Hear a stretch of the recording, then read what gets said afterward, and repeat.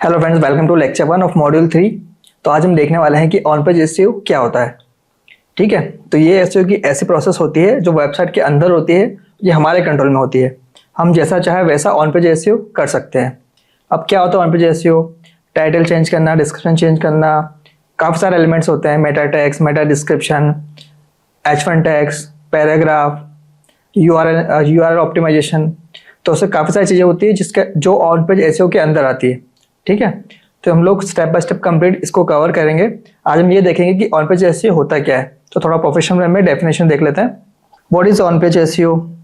On page SEO means optimizing all elements on your website pages that affect your ranking in Google. अब जितने भी elements होते हैं उसको क्या करना है? ऑप्टिमाइज करना है। जैसे कि content, HTML tags, page structure, internal links, ये सारी चीज़ ऑन पेज एसईओ के अंडर आती है। तो इसको हम लोग स्टेप बाय स्टेप प्रैक्टिकल के साथ देखेंगे कि कैसे ऑप्टिमाइज करना है। ठीक है, इसके हेल्प से हम क्या करते हैं? गूगल को क्लियरली बताते हैं कि आपका पेज किस टॉपिक पे है। ठीक है, पेज को उसको क्या करना है? रीडेबल बनाना है, यूजफुल बनाना है, फास्ट बनाना है। इसके हेल्प से हम लोग पेज को यूजफुल, फास्ट और रीडेबल बनाते हैं, जिससे गूगल आपके वेबसाइट को रैंक करता है, आपके पेज को रैंक करता है। ओके, तो ऑन पेज एसईओ के अंदर क्या क्या आता है? की एलिमेंट्स क्या क्या आते हैं? Meta title, meta description, URL structure, headings, keyword placement, interlinking और image optimisation, mobile friendliness, content structure और स्कीमा मार्कअप। सबको डिटेल में देखेंगे हम लोग। मेटा टाइटल क्या होता है, कितने लेंथ का होना चाहिए, डिस्क्रिप्शन कितनी लेंथ का होना चाहिए, जो आप यूआरएल स्ट्रक्चर बनाएंगे उसमें क्या यूज़ करना चाहिए, क्या यूज़ नहीं करना चाहिए। ठीक है, हेडिंग कितनी बार रिपीट होनी चाहिए, कितनी बार रिपीट नहीं होनी चाहिए, ये सब कुछ देखेंगे। कीवर्ड प्लेसमेंट किस जगह पे करना है। ठीक है, लिंकिंग, इंटरलिंकिंग कैसे करना है, कितनी बार यूज़ करना है, इमेज के अंदर कौन सा कीवर्ड यूज़ करना है, वेबसाइट को कैसे मोबाइल फ्रेंडली बनाना है, वो भी हम देखेंगे। और कंटेंट स्ट्रक्चर तो बहुत इंपॉर्टेंट है, ये तो हम देखेंगे ही सही। और लास्ट में देखेंगे स्कीमा मार्कअप किस तरीके से वर्क करता है और क्या होता है एक्चुअली स्कीमा मार्कअप और इसका यूज़ कैसा होता है, ये कैसे हेल्प करता है वेबसाइट को रैंक करने में। ओके, तो ये इंपॉर्टेंट क्यों है? मोस्ट इंपॉर्टेंट थिंग कि इसको क्यों सीखना है, क्यों इंपॉर्टेंट है? जब गूगल आता है और एक क्रॉल करता है तब उसको क्या होता है, जो ऑन पेज एसईओ होता है वो ही सिग्नल देता है कि ये जो पेज है उसमें क्या कंटेंट लिखा हुआ है, आपको किस चीज़ को देखकर हमारे वेबसाइट को रैंक करना है, ये पेज किस बारे में है, यहाँ पे हमने क्या इन्फॉर्मेशन दी है। तो ये सारी चीज़ें हम लोग गूगल को पहले से बता देते हैं। जब वो स्क्रॉल करने आता है ना, बोर्ड जब क्रॉल करने आता है वेबसाइट को, तो हम लोग इस ऑन पेज एसईओ के थ्रू उसको बताते हैं कि हमारा जो पेज है इस बारे में है। तो उसी चीज़ को हमको इंश्योर करना है कि हम जो भी चीज़ करें बिल्कुल प्रॉपर करें और गूगल को एकदम प्रॉपर सिग्नल, सही सिग्नल जाए, जिससे हमारी वेबसाइट को रैंक करे। ठीक है, अगर कंटेंट स्ट्रक्चर गूगल फ्रेंडली है तो रैंकिंग इंप्रूव होती है, सीधी सी बात है। अगर उसको सही इन्फॉर्मेशन मिलेगी, करेक्ट इन्फॉर्मेशन मिलेगी तो वेबसाइट को रैंक करेगा, अदरवाइज वो रैंक नहीं करेगा। ऑन पेज एसईओ बिना एक्सटर्नल लिंक के भी आपको टॉप पे ला सकता है। देखो बहुत इंपॉर्टेंट चीज़ है, बहुत ज़्यादा इंपॉर्टेंट लाइन है ये। ऑन पेज एसईओ बिना किसी एक्सटर्नल लिंक के भी आपकी वेबसाइट को टॉप पे ला सकती है। और एक्चुअली ये मैंने किया हुआ है, मैंने एक ही दिन में वेबसाइट को रैंक किया था लॉन्ग टेल कीवर्ड पे, है ना। आपको क्या करना है, और आपको प्रैक्टिकल देखना है ना, तो आप क्या करो, आपको एग्जांपल देता हूं मैं। लॉन्ग टेल, आपकी वेबसाइट के अलावा एक लॉन्ग टेल कीवर्ड देखो। ठीक है, ये अगर आप PHP पे वेबसाइट बना रहे हो, वर्डप्रेस पे बना रहे हो, या और किसी भी प्लेटफॉर्म पे वेबसाइट बना रहे हो, कोई मैटर नहीं करता। अब लॉन्ग टेल कीवर्ड लो, उस पर आप एक काम करो, ब्लॉग लिख लो, एक ब्लॉग लिख डालो, एक ब्लॉग लिख लो और उसके बाद उसको आप पब्लिश कर दो। ठीक है, उसके अंदर आप प्रॉपर कीवर्ड स्टफिंग कर दो। कीवर्ड डालना सिर्फ स्टफिंग नहीं होता, कीवर्ड को कहाँ पे डालना वो भी इंपॉर्टेंट है। अब कीवर्ड डाल दो उसके अंदर और उसको आप पब्लिश कर दो। मैं गारंटी देता हूँ आपको कि आपकी वेबसाइट रैंक हो जाएगी टॉप पे, 100% आपकी वेबसाइट रैंक हो जाएगी। लॉन्ग टेल कीवर्ड, पर वो कीवर्ड ईजी होना चाहिए। ठीक है, उसके लिए आप कोई ऑफ पेज मत करना, ऑफ पेज मत करना, और बिना ऑफ पेज किए आपकी वेबसाइट रैंक हो जाएगी। तो लाइन बिल्कुल करेक्ट है कि ऑन पेज एसईओ अगर आपका सही होगा ना, तो बिना किसी एक्स्ट्रा लिंक के भी आपकी वेबसाइट रैंक हो जाएगी। ओके, तो एक और एग्जांपल्स हम लोग देखते हैं, थोड़ा सा अंडरस्टैंड करने की कोशिश करते हैं। तो मान लीजिए कि आपकी कोई शॉप है, वही आपकी वेबसाइट भी है। ठीक है, हम इसको शॉप के एग्जांपल से देखेंगे। तो जो आपकी जो शॉप का नेम है वो क्या होगा, वो होगा आपका टाइटल। ठीक है, जो शॉप का नेम है वो होगा आपका टाइटल। अगर मैंने यहाँ पे कुछ उसके बारे में लिखा है, शॉप के बारे में कुछ लाइन लिखी है, तो वो क्या होगा, डिस्क्रिप्शन। ठीक है, अब शॉप्स तक पहुंचने के लिए क्या होगा, रास्ता होगा, तो वो क्या होगा, URL। ठीक है, यहाँ पे मेरे दूसरे प्रोडक्ट्स रखे होंगे, उस पर लेबल होगा, वो होगा मेरी हेडिंग्स। ठीक है, और पैराग्राफ, मान लो ये को प्रोडक्ट्स, मेरे पास कुछ प्रोडक्ट रखे हैं। ठीक है, उसके पास में मैंने कुछ छोटे छोटे प्रोडक्ट्स भी रखे हैं उसके साथ ही उसको बेचने के लिए, तो वो हो जाएगी मेरी इंटरलिंकिंग। ठीक है, तो ये आपकी वेबसाइट है, ये आपका टाइटल हो गया, शॉप का नेम आपका टाइटल हो गया, शॉप के बारे में लिखा वो मेरा डिस्क्रिप्शन हो गया। ठीक है, जो मेरे प्रोडक्ट्स है उसके अंदर जिसको मैंने हाईलाइट करना चाह रहा हूँ, जो मैं दिखाना चाह रहा हूँ बाहर से, डेट इज कॉल्ड हेडिंग। जो रास्ता हो गया वो मेरा हो गया URL। ओके, जो प्रोडक्ट मैं बेच रहा हूँ उसके पास में मैंने छोटे छोटे और प्रोडक्ट रख दिए हैं बेचने के लिए, ये रख दिया, ये रख दिया, ये रख दिया, ये होगी मेरी इंटरलिंकिंग। अब क्या होगा, जब वो बड़ा प्रोडक्ट खरीदेगा तो हो सकता है छोटा भी खरीद ले, अब इसको देखते देखते वो प्रोडक्ट भी वो देख ले, तो हम उसको बोलते हैं इंटरलिंकिंग। ठीक है, तो एसईओ में भी इस तरीके से होता है। वेबसाइट में हम लोग टाइटल डालते हैं, हेडिंग डालते हैं, इंटरलिंकिंग करते हैं। ठीक है, डिस्क्रिप्शन लिखते हैं, मेटा टाइटल मेटा डिस्क्रिप्शन लिखते हैं, कीवर्ड पुट करते हैं, तो सारी चीजें ऑन पेज एसईओ के अंदर ही आती है। ओके, क्लियर है।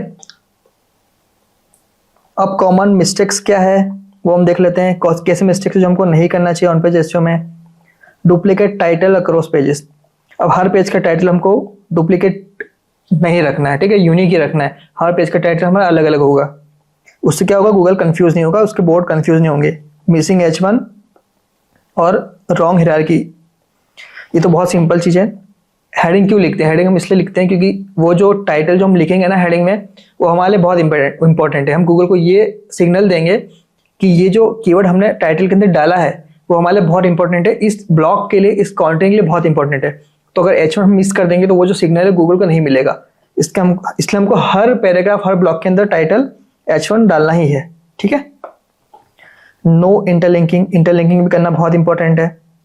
अब बहुत सारे कीवर्ड्स टब भी नहीं करना है, बहुत सारे कीवर्ड डाल देंगे तो फिर गूगल कंफ्यूज हो जाएगा, क्योंकि उसको बोलते हैं स्पैमिंग। स्पैमिंग हमको नहीं करनी है। Okay, long unstructured paragraph. अब स्ट्रक्चर तो बहुत जरूरी है, उससे क्या होगा, आपकी ब्लॉग की रीडेबिलिटी बढ़ेगी। अगर रीडेबिलिटी बढ़ेगी, एक पैरामीटर होता है, वो ऑन पेज एसईओ का एक पैरामीटर होता है जिसको हम लोग देखेंगे आगे कैसे रीडेबिलिटी को इंक्रीज करना है। Slow page load speed. अब पेज स्लो होगा तो एक और इशू आ गया, जो यूजर जिस तरीके यूजर के रिलेवेंट नहीं होगा वो पेज, है ना, सीधी सी बात है। अगर पेज आपका धीरे लोड होगा तो यूजर को खुलेगा नहीं, उसका लोडिंग टाइम बढ़ जाएगा। तो जो गूगल का जो पैरामीटर है ऑन पेज एसईओ का, वो उसको वायलेट करेगा। अगर पैरामीटर को वायलेट करेगा तो सीधी सी बात हो रैंक नहीं होगा पेज। तो आपको क्या करना है, स्पीड पे बहुत ध्यान रखना है। अब कैसे वर्डप्रेस के अंदर कैसे हम लोग स्पीड बढ़ा सकते हैं, ब्लॉग लिखते टाइम कैसे स्पीड बढ़ा सकते हैं, वो सारी चीज हम लोग देखेंगे प्रैक्टिकल एग्जांपल में। ओके, अब बेनिफिट क्या है ऑन पेज एसईओ का। देखो, ऐसे तो हमने बहुत सारे बेनिफिट देख लिए हैं, पर सबसे मेन क्या होता है, हाई सर्च रैंकिंग। अभी जैसे मैंने आपको बताया कि आप बिना किसी ऑफ पेज एसईओ के भी ऑन पेज एसईओ से रैंकिंग कर सकते हो। तो ऑन पेज एसईओ अच्छे से कर लिया तो आपकी रैंकिंग हो जाएगी, बाउंस रेट बहुत अच्छा हो जाएगा। अब यहाँ पे बाउंस रेट का क्या मतलब है, बाउंस रेट का क्या मतलब है, तो बाउंस रेट ये होता है कि यूजर आपकी वेबसाइट पे आया, ठीक है, अगर उसको स्ट्रक्चर अच्छा लगा, अगर उसने हेडिंग को पढ़ा, उसको समझ में आया कि हाँ ये मेरे काम की चीज़ है, आपने पैराग्राफ में प्रॉपर कीवर्ड यूज़ किया, आपने इमेज यूज़ करी, है ना, आपने उसका पेज का स्ट्रक्चर बहुत अच्छा किया, वेबसाइट एकदम ओपन हो गई, तो जितना अगर हम सारे पैरामीटर को कवर कर लेंगे प्रॉपर तरीके से, तो यूज़र आएगा, आपके ब्लॉग को पढ़ेगा, उसको पढ़ने में अच्छा लगेगा, तो उस जो यूज़र का टाइम होगा वो हमारी वेबसाइट पे इंक्रीज होगा, तो आपका जो बाउंस रेट होगा ना वो कम हो जाएगा। ठीक है, अच्छे एसईओ करने का मतलब होता है बाउंस रेट को कम करना। बाउंस रेट कम करेगा तो गूगल को फिर से सिग्नल गया इस वेबसाइट को तो यूज़र पसंद कर रहे हैं, तो ऑटोमेटिकली उस ब्लॉग की रैंकिंग बढ़ा देगा। ठीक है, तो बाउंस रेट कम हो जाता है अच्छे एसईओ करने से। ये जैसे मैंने बोल दिया आपको, better user experience, easy to get backlinks. अगर आपका ब्लॉग अच्छा है तो आपको बैकलिंक भी बहुत अच्छे से मिल जाएगी। जो दूसरे ब्लॉग लिखने वाले हैं वो आपके ब्लॉग को रेफर करेंगे, ठीक है। और अगर आप भी किसी को अप्रोच करते हो कि मेरे इस ब्लॉग को आप रेफर कर दो, तो वो भी इजीली कर देंगे क्योंकि आपका ब्लॉग ऑलरेडी अच्छा है। Help Google to understand content faster, सीधी सी बात है। ऐसे करेंगे तो हम लोग सब चीज़ को कवर करेंगे ना, Meta title, description, keyword, paragraph, tags. उससे क्या होगा, ऑटोमेटिक गूगल को सिग्नल जाएगा कि पेज अच्छा है, वो रैंक करेगा। ओके, एग्जाम्पल देखते हैं। Handmade wooden wall decor. अब हम डिफरेंशिएट करेंगे कि ऑन पेज एसईओ कौन सा अच्छा और कौन सा अच्छा नहीं है, ठीक है। तो गुड ऑन पेज एसईओ देख लेते हैं। मेटा टाइटल क्या लिखा हुआ है, हैंडमेड वुडन वॉल डेकोर, ये कीवर्ड था हमारा ना। देखो ये मेन कीवर्ड था, तो हमने टाइटल में क्या कर लिया, इस कीवर्ड को सबसे पहले यूज किया, फिर बाद में कॉलम लगाया, ये कॉलम लगाया, फिर जो सेकंड वर्ड था हमने लिख दिया, सेकंड कीवर्ड। या फिर आप कुछ भी लिख सकते हो, यहाँ पे वेबसाइट का नेम भी लिख सकते हो, पर हमने मेन कीवर्ड हमको टाइटल में सबसे आगे लिखना है। मेन कीवर्ड को टाइटल में सबसे आगे लिखना है। एक चीज H1 टैग में भी इन्होंने यूज किया होगा। H1 टैग क्या लिखा है, explore our handmade wall art collection. Handmade wall, ये इसमें दो वर्ड तो यूज हो ही गए हैं, हैंडमेड वॉल आर्ट कलेक्शन। ये इसने क्या लिखा है, टाइटल में लिखा है। अब जो ब्लॉग का जो मेन टाइटल था ना, उसमें इसमें ये तो बताया जाए कि हमारा जो ब्लॉग है इसमें हम लोग ये एक्सप्लेन करने वाले हैं कि हमारे हैंडमेड वॉल आर्ट कलेक्शन कौन कौन से है, ये भी क्लियर है। H2 टैग क्या है, types of wall decor, how they are made, और FAQ। मतलब उस जो ब्लॉग था उसके बारे में उसने सब टाइटल दिया है। अब गूगल आया, उसने देखा कि हाँ ये क्या है, हैंडमेड वॉल डेकोर के बारे में है। फिर उसने नीचे आया तो उसने H1 टैग सर्च किया, तो यहाँ पे उसको पता चल गया कि इन्होंने हैंडमेड वॉल आर्ट कलेक्शन के बारे में बताया। अब नीचे कलेक्शन को हमने डिफाइन कर दिया, types of wall decor, how they are made, और उसके बारे में FAQ लिख दिया। फिर कीवर्ड्स हमने बहुत सारे यूज़ कर लिए, नेचुरल यूज 4 से 5 बार हमने कीवर्ड को यूज़ कर लिया। ये जो कीवर्ड था इसको हमने 4 से 5 बार यूज़ कर लिया पैराग्राफ्स के अंदर। इंटरलिंकिंग कर दी, है ना। वुडन गिफ्ट आइटम, अब हमने एक और ब्लॉग लिख रखा था वुडन गिफ्ट आइटम के बारे में। बस हमने इस कीवर्ड के थ्रू, इस इंटरलिंकिंग के थ्रू हमने उस ब्लॉग को रेफर कर दिया, दैट इज कॉल्ड इंटरलिंकिंग, ठीक है। और बस अब जो इमेज हमने डाली थी उसमें प्रॉपर इसको नेम डाल दिया। 2-3 बार हमने इस कीवर्ड को भी यूज़ कर दिया। ऑल टेक्स्ट के नाम लो, हमने उसको कीवर्ड को भी यूज़ कर लिया। हम सब प्रैक्टिकल देखने वाले हैं, बस आप समझ लो अभी। ओके, ये सब चीज़ हमने यूज़ करी गुड एसईओ के अंदर। ओके, बैड क्या होगा, बैड में तो आपको दिख ही रहा है, सिर्फ लिख दिया न्यू कलेक्शन, H1 भी नहीं डाला उसके अंदर, ना ही हमने कीवर्ड डाला फर्स्ट पैराग्राफ के अंदर, ना ही कोई इंटरलिंकिंग करी, तो बैड एसईओ में आ गया। अब गूगल आएगा तो उसको पता ही नहीं चलेगा कि भैया क्या कहना चाह रहे हैं। गूगल को समझाने के लिए हमको ये प्रॉपर चीज़ करनी पड़ेगी। ओके, तो ये था हमारा ऑन पेज एसईओ का इंट्रोडक्शन। अब मैं आपको थोड़ी देर प्रैक्टिकली बता देता हूँ कि कैसे हम लोग चेंज करते हैं। ओके, तो आ जाते हैं हम लोग कंप्यूटर स्क्रीन पे। तो ये मैंने डैशबोर्ड ओपन कर लिया है, और यहाँ पे हम कोई भी ब्लॉग सेलेक्ट कर लेते हैं जिसका ऑन पेज एसईओ हुआ हो, यही कर लेते हैं कोई भी। इस पर क्लिक कर लेते हैं, कैसे होगा क्लिक इस पर, एडिट। ओके, उसका स्ट्रक्चर बिगड़ा हो सकता है, कोई प्लगइन रिफ्लेक्ट कर रहा हो। तो ये ईमेल मार्केटिंग का ब्लॉग है, ईमेल मार्केटिंग का कंप्रेसिव गाइडलाइन फॉर सक्सेस, ये ऐसे लिखा हुआ ब्लॉग है ये। ओके, ये टाइटल हो गया। कहाँ एक टूल है योस्ट एसईओ, ठीक है। इस पे क्या करना पड़ता है, मेन कीवर्ड डालना पड़ता है। तो मेन कीवर्ड क्या था, ईमेल मार्केटिंग, एकदम हाई सर्चिंग कीवर्ड है ना, बहुत ज़्यादा सर्चिंग कीवर्ड है। तो वो हम देख लेते हैं, देखो मैं सर्च करके बताता हूँ आपको। ईमेल मार्केटिंग,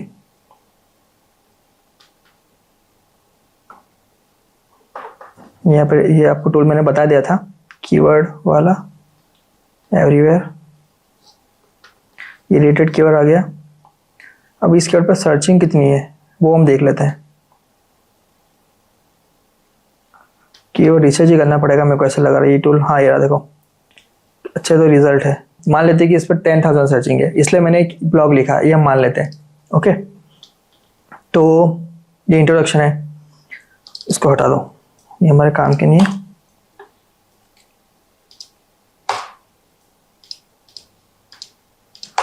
ठीक है, ये फर्स्ट पैराग्राफ है। अब ये टाइटल था, टाइटल में देखो जो हमारा मेन कीवर्ड था उसको सबसे पहले लिखा था, ठीक है। टाइटल है, इसमें हमने सबसे पहले लिखा। और ये जो टाइटल है ये हमारे एसईओ टाइटल में भी आएगा। ये ब्लॉग का टाइटल था और थोड़ा सा नीचे स्क्रॉल डाउन करेंगे ना तो एसईओ टाइटल में हमने देखो सबसे आगे रखा है ईमेल मार्केटिंग को, क्योंकि हमारा मेन कीवर्ड है। अब इस कीवर्ड पे हमारा ब्लॉग रैंक तो नहीं होगा, क्यों? क्योंकि बहुत हैवी कीवर्ड है। ईमेल मार्केटिंग बहुत ही ज़्यादा सर्च होने वाला कीवर्ड है। अगर हम लोग ऐसा करते हैं email marketing for digital marketing, email marketing for doctors, email marketing for digital board, email marketing for big companies या बिग जाइंट्स, मतलब ये जो कीवर्ड होता है लॉन्ग टेल, उस पर हम लोग रैंक हो जाते हैं, पर इस कीवर्ड पर रैंक नहीं होंगे हम लोग। मैं सर्च करके बताता हूँ आपको, क्योंकि ऑलरेडी बहुत हाई सर्चिंग का कीवर्ड है ये। मेलचिम्प, सेल्सफोर्स, कोर्सेरा, ब्रेवो, है ना, जो भी ईमेल मार्केटिंग वाली जो कंपनियां हैं ना वो रैंक होगी, क्योंकि वो बैक टू बैक इस पर वर्क करती है। ठीक है, तो हमको इस चीज़ का ध्यान रखना है। ओके, तो हम लोग इस पर रैंक नहीं है। ये पूरा डाल के देखो क्या लगता है, इस पे होंगे स्क्राइब्ड, इस पे भी हम लोग रैंक नहीं है। ठीक है, देखते हैं इसको हम रैंक करवाएंगे। ओके, देखो इसका ऑन पेज जैसे तो बहुत अच्छे से किया हुआ है। टाइटल लिख दिया। अब डिस्क्रिप्शन में भी हमने एक कीवर्ड यूज़ किया ही होगा। देखो डिस्क्रिप्शन में भी हमने एक कीवर्ड यूज़ किया है, जो मेन कीवर्ड हमने डिस्क्रिप्शन में भी यूज़ किया है। तो टाइटल डिस्क्रिप्शन दोनों में वो मेन कीवर्ड हमारा यूज़ होना चाहिए। ओके, तो हम लोग काम करते हैं ना। हाँ ठीक है, जो टाइटल डिस्क्रिप्शन में तो हमने कीवर्ड डाल दिया है। अब कंटेंट के अंदर देखते हैं। फर्स्ट पैराग्राफ में भी हमने टाइटल ये कीवर्ड यूज़ किया हुआ है। ठीक है, ये H1 है, इसको हम H1 कर लेते हैं। इसके अंदर भी हमने हमारा कीवर्ड डाल दिया। ठीक, फिर सेकंड पैराग्राफ, इसमें भी हमने ईमेल मार्केटिंग यूज़ किया हुआ है। और जो इसका जो स्ट्रक्चर आप देखो किस तरह से स्ट्रक्चर बना हुआ है। स्ट्रक्चर कैसा है, टाइटल है, फिर प्रॉपर पैराग्राफ है, फिर ये सेकंड वाला है ना, सेकंड टाइटल है, उसके अंदर देखो बुलेट पॉइंट्स है। मतलब यूज़र जब आएगा ना इस पे तो उसको पढ़ने में अच्छा लगेगा। और गूगल भी जब आएगा ना तो उसको पॉइंट टू पॉइंट सारी चीज़ें मिल जाएगी। वो लाइन बाय लाइन सर्च करता है गूगल, है ना, लाइन बाय लाइन सर्च होता है, पेज टू पेज जो लाइन बाय लाइन सर्च होती है। तो जब वो स्कैन करेगा तो उसको प्रॉपर इन्फॉर्मेशन मिल जाएगी। देखो कितना प्रॉपर तरीके से लिखा हुआ है। तो उसका जो स्ट्रक्चर है वो प्रॉपर है, रीडेबिलिटी इसकी बहुत अच्छी है। तो इसलिए इसका जो स्कोर है ना, आप देखो स्कोर बिल्कुल फुलफिल है। योस्ट एसईओ आप इंस्टॉल कर लेना। आपका वर्डप्रेस हो, अगर PHP की वेबसाइट है तो उस पर तो नहीं होगा, उस पर तो आपको मैन्युअली करना पड़ेगा। शॉपिफाई है तो उस पर आप कर सकते हो योस्ट को। ठीक है, रीडेबिलिटी उसकी अच्छी होनी चाहिए। फिर रीड मोर करके इन्होंने इंटरलिंकिंग कर रखी है। अब इंटरलिंकिंग आप इस तरीके से भी कर सकते हो। और अगर मैंने यहाँ पे कोई वर्ड, जैसे कि ये कीवर्ड है, जैसे टाइटल है, ठीक है, कौन सा टाइटल है, what is WordPress web design. तो अगर मैंने यहाँ पे कोई वर्डप्रेस यूज़ किया होगा तो मैं क्या करूँगा, मान लो ये वर्डप्रेस है, ये वर्डप्रेस है, तो मैं इस पर डबल क्लिक करूँगा, यहाँ पे URL लूँगा और उस URL को यहाँ पे पेस्ट कर दूँगा। तो इस तरह से हम लोग इंटरलिंकिंग कर सकते हैं। पर अभी एक्चुअली किसी ट्रेनिंग ने किया है, तो इस तरह से भी हम लोग डाल सकते हैं अपने ब्लॉग के अंदर। अगर हम लोग जल्दी जल्दी करना चाहते हैं तो भी आपका स्कोर इंक्रीज हो सकता है। ठीक है, काफ़ी सारे पैरामीटर्स होते हैं, सारे पैरामीटर को उन्होंने फुलफिल किया है। ओके, तो ये हो गया title, sorry main keyword, SEO title, meta description और गूगल के कीवर्ड्स, जी मेटा कीवर्ड्स। यहाँ पे लोग जी मेटा कीवर्ड्स डालते हैं। ये भी एक प्लगइन होता है, वो मैं आपको बता दूंगा। उस प्लगइन को इंस्टॉल कर लेना, जी मेटा कीवर्ड्स। तो इसके थ्रू जो मेटा कीवर्ड्स होता है ना, उसके अंदर आप मेटा कीवर्ड्स को डाल सकते हो। बाकी जो प्लगइन होते हैं ना, रैंक मैथ, योस्ट एसईओ, ये इस बल्क में कीवर्ड डालने का ऑप्शन नहीं देते हैं। तो अगर आपको बल्क में कीवर्ड डालना है अपने ब्लॉग के अंदर, तो आप लोग जी मेटा कीवर्ड्स का यूज़ करके आप ब्लॉग कीवर्ड डाल सकते हो बल्क में। ठीक है, इस जी मेटा कीवर्ड्स का यूज़ करके आप बल्क में कीवर्ड आपकी वेबसाइट में डाल सकते हो, किसी भी ब्लॉग में। मैं आपको शो करता हूँ, जैसे कि इसका व्यू करता है ना, इसका व्यू कर लेते हैं। ये ब्लॉग है, ठीक है, ये ब्लॉग है। अब इसका हम लोग स्ट्रक्चर देखते हैं। अब ये जो ब्लॉग है, इसका मुझे Meta title, Meta keyword update है या नहीं वो देखना है। किसी भी मतलब किसी कॉम्पिटिटर का हम लोग देख रहे हैं, तो कोई भी हम लोग एक्सटेंशन इंस्टॉल कर लेंगे एसईओ पिक नाम से। एसईओ पिक नाम का एक्सटेंशन होता है जो आपको इजीली बता देगा कि अच्छा ये रिमूव हो चुका है, दूसरा देख लेते हैं। डिटेल एसईओ एक्सटेंशन, इसको कर लेते हैं। ये हमको बता देगा कि इस ब्लॉग का टाइटल क्या है, डिस्क्रिप्शन क्या है, कौन से कीवर्ड यूज किए हैं, सब कुछ बता देगा।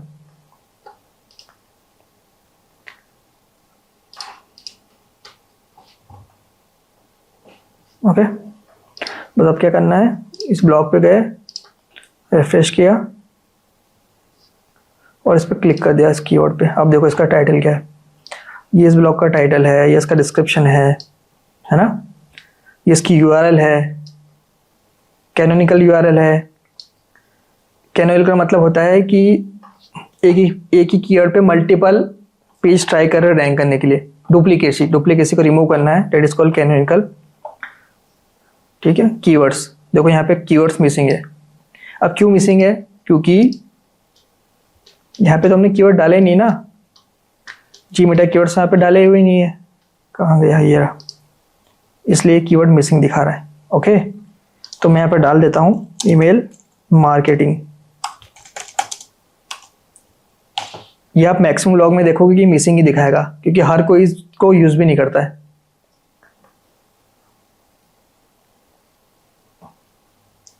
सेव हो जाए उसके बाद हम चेक करते हैं कि स्टिल मिसिंग दिखाता है या नहीं। अब आपको जब वेबसाइट बनाओगे ना, तो आपको सर्वर भी अच्छा लेना पड़ेगा। रिफ्रेश करते हैं, फिर चेक करते हैं अगेन, स्टिल कीवर्ड मिसिंग बता रहा है क्या, दिख रहे हैं? मिसिंग नहीं बताया, ईमेल मार्केटिंग आ गया।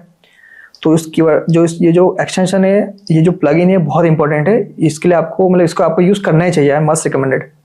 ठीक है, तो ये होता है on page SEO. Title, description, keywords, ये सब हम लोग चेंज करते हैं। फिर जो बाकी जो टेक्निकल टर्म है, स्कीमा मार्कअप है, फिर और भी चीज़ें हैं, बैकलिंक है, तो बाकी जो चीज़ें उसको हम और डिटेल में देखेंगे। तो इस लेक्चर में सिर्फ इतना ही। Thank you very much.